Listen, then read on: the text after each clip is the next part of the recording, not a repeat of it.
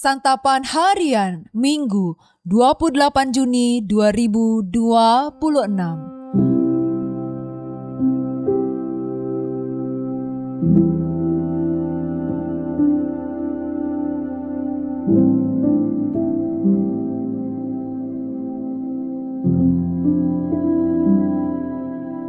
Inilah program Santapan Harian, sebuah program yang mengajak Anda menelusuri isi Alkitab, agar Anda menemukan makna firman Tuhan sesuai dengan konteksnya. Santapan Harian tertuju bagi Anda yang ingin memiliki kehidupan rohani yang segar, kuat, dan sigap. Hari ini kita akan membaca 1 Samuel pasalnya yang ke-7, ayat 2 hingga ayatnya yang ke-17. Namun sebelumnya, mari kita berdoa. Allah sumber kehidupan, firman-Mu adalah roti bagi jiwa kami yang lapar. Segarkan hati kami yang letih oleh pergumulan dunia. Tuntunlah kami berjalan dalam jalan-Mu yang benar. Di dalam nama Tuhan Yesus Kristus, kami memohon. Amin.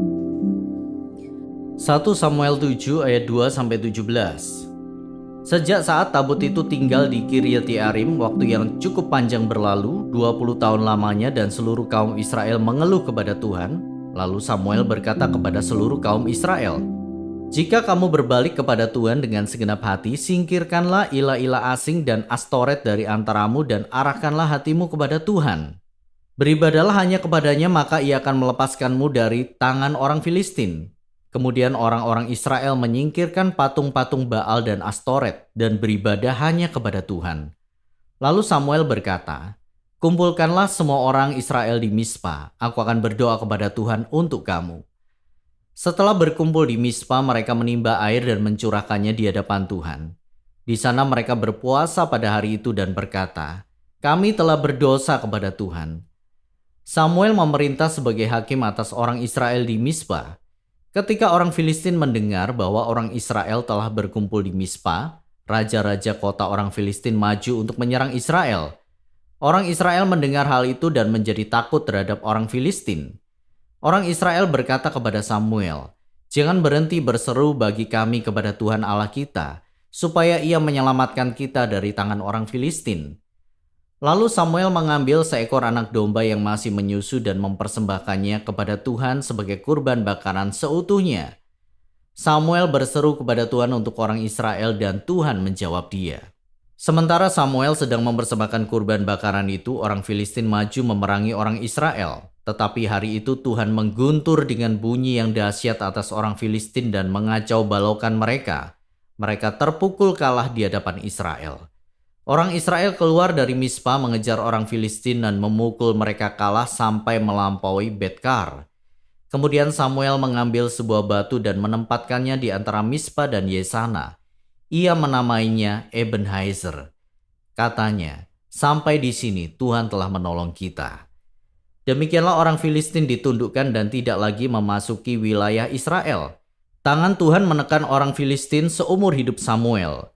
Kota-kota yang sudah pernah diambil orang Filistin dari Israel kembali menjadi milik Israel, dari Ekron sampai Gad.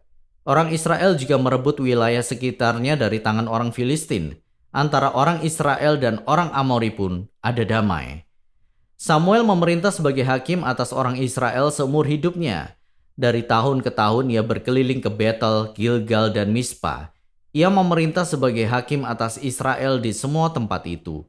Lalu ia kembali ke Rama, sebab di sanalah rumahnya. Dari sana ia memerintah sebagai hakim atas Israel. Di situ ia mendirikan mezbah bagi Tuhan.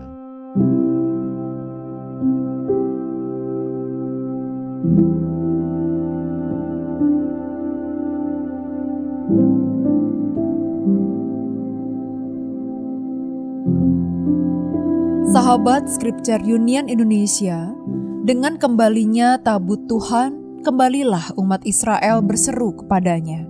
Lambang kehadiran Tuhan yang hilang telah berada di tengah-tengah mereka lagi. Tetapi sekarang, apa yang harus mereka perbuat? Selama 20 tahun tabut Tuhan disimpan di Kiryat Yearim, Bangsa Israel kembali mencari dan merindukan Allah.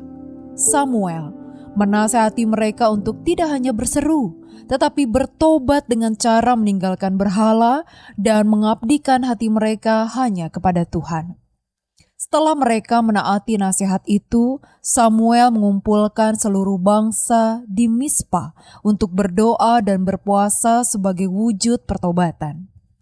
Ketika orang Filistin datang menyerang, Samuel berkurban dan berseru kepada Tuhan, sehingga ia menjawab dengan mengguntur dan mengacaukan musuh sampai mereka kalah. Sebagai peringatan atas pertolongan Tuhan, Samuel mendirikan sebuah batu yang dinamainya Ebenezer. Artinya, sampai di sini Tuhan telah menolong kita.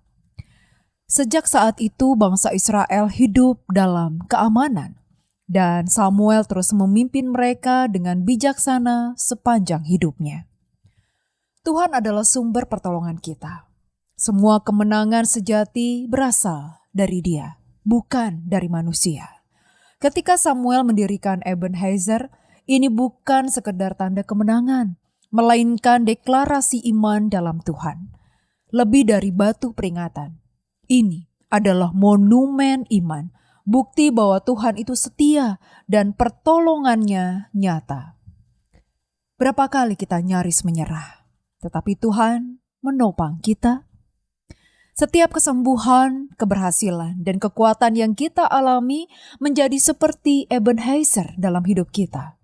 Kita diundang untuk membangun monumen iman dalam hati kita, sebagai bukti akan kesetiaan Tuhan yang tak pernah gagal.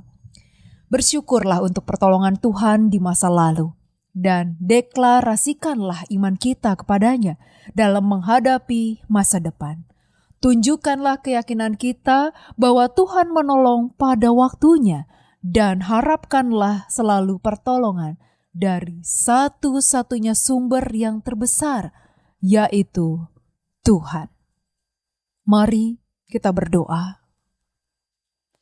Kristus yang agung, kami bersyukur atas setiap pertolongan-Mu di masa lalu, sebab di tengah badai dan lembah kehidupan, Tangan-Mu tidak pernah berhenti menopang dan memelihara kami. Dengan iman kami berseru kepada-Mu ya Kristus. Engkaulah Tuhan atas masa depan kami. Dan bersama-Mu kami melangkah dengan pengharapan, keberanian, dan damai yang tidak tergoyahkan. Di dalam Kristus Yesus kami berdoa. Amin.